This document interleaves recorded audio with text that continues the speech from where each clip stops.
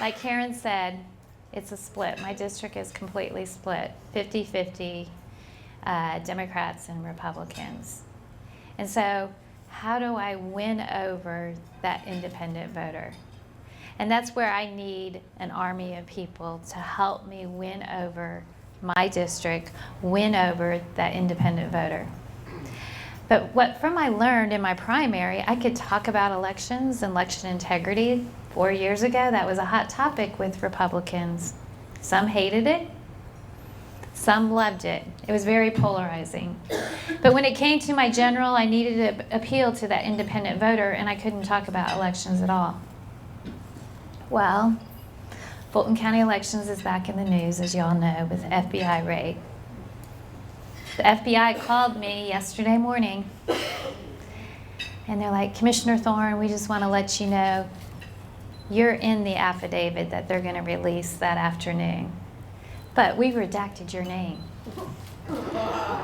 I'm like, oh, good. They redacted my name. I hurry up. I called my county attorney beforehand and asked her, you know, what do I do when they release this? And she's like, well, hopefully they'll redact it. But they said they'd only redact non-government officials. But they meant federal government officials would be the government. So I thought I made it through. Well, witness number 11 is a commissioner who was a poll tech in the warehouse, name redacted. So basically, they've called me out into the open. But it's nothing new. It's nothing, I didn't tell them anything that I haven't said before the election in November 2020 of what I saw and what I witnessed working in the warehouse for 6 days from 8 a.m. to 10 p.m. at night. There's nothing different, but it's going to be used against me. They're going to use it. Democracy Docket, I saw, had an article already calling witness number 11 an anti-voting activist. How the left twists the words. How the left can make good be evil. It is truly amazing to me because I actually started working elections because I saw that people weren't on the voter rolls and it was taking them half an hour to get their name on the voter rolls and cleared so they could vote on the voting machines. And as a software designer, I'm like, this is the most poorly written software ever. You know, something needs to be done, something needs to be fixed. People shouldn't have to wait half an hour to vote. That's what got me started, trying to make our elections more efficient, more accessible. And now to be called an anti-voting activist is shocking. So I'm going to need your help, but I've navigated this before. The left, they don't have religion, they do not have faith, they live on lies. That's why they're able to go out there and protest on the streets. They need people to believe their lies. They have no truth to stand on. I see my fellow commissioners fear-mongering the public that in this FBI raid, sensitive voter data has been taken. Like, you need to fear the federal government because they have your sensitive voter data. So I spoke to our county attorney. But it's good for Fulton County to have it and all the activists that they hire. It's okay there. Yeah, but the government already has it. They got everything.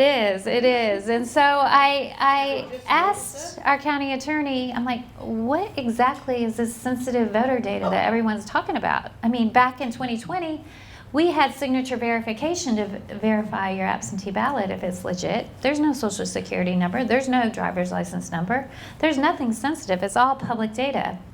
And that's how the left would cheat, because they could get an absentee ballot in their mailbox that wasn't theirs, fill it out, vote, and send it in. And Fulton County did not do signature verification. Despite spending $200,000 plus on a Blue Cross software that they just couldn't seem to get to work, so they just skipped the whole signature verification process altogether. So in my conversations with my county attorney, she's like, Bridget, I really don't know what sensitive voter information. You need to ask our elections director, Nadine Williams. So I fired off an email yesterday to our elections director. I had a couple other questions as well. And I said, what sensitive voter data is there possibly had been taken? And she's like, her reply to me is like, I don't know, ask legal. So no, they're just going to pass it off. They're going to pass off this lie. They're going to fear monger that sensitive voter data is been taken. In that email, I also asked our elections director, she got beat up pretty bad at the last state board election meeting. She didn't appear. The state board asked her to appear and she did not. She was at our meeting to present a temp contract. A temp contract that they pass at least every 6 months with no objections except for Commissioner Thorne, who will object, because I do not believe temp workers should be working in our elections, handling your ballots, processing your ballots, touching and counting and tabulating your ballots.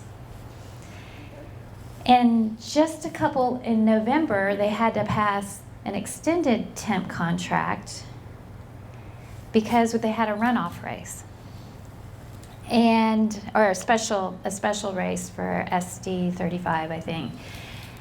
And we waited, we had a long discussion on our agenda, and we didn't get to that election item, and we broke for executive session. But I saw Miss Williams, our election director, in the audience, sitting there waiting. So I went up to talk to her, because I had another issue to ask her about. And she told me, Bridget, do I have to stay? Like, you're the only one who has questions. Do I have to stay? And I'm like, well, absolutely not. But my only question is, can you hire more poll workers from the north so that we don't have people from the south coming up and working our elections? And she promised me she would, and she said she'd work with me to try to get more poll workers from the north. I said, that's it. That's all I have. And she left. She didn't even stay for the contract. But all of a sudden in January, she's telling the state board, oh, I had to be at our meeting. I had to be at our meeting because I had this contract. So I wrote in my email, I think it was disingenuous for you to respond that way. You know full well that I'm the only one who asks questions, and I'm happy if you need to be at the state board elections meeting to accommodate you.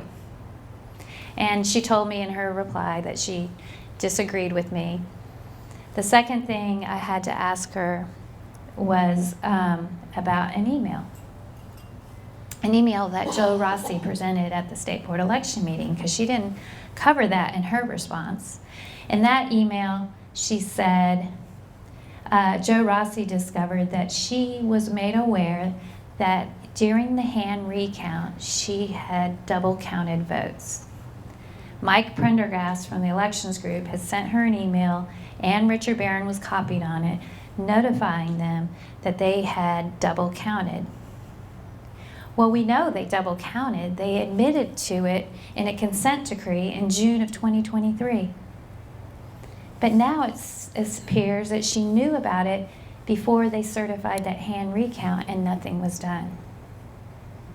So that has not been addressed. She told me in the email, her response back, where she copied on the county attorney, the county manager, Chairman Pitts on this email, that she didn't even care. She didn't even know what Mr. Rossi had presented. She didn't care because it's all conspiracy. That's what they're going to chalk it up to. He doesn't know what he's talking about.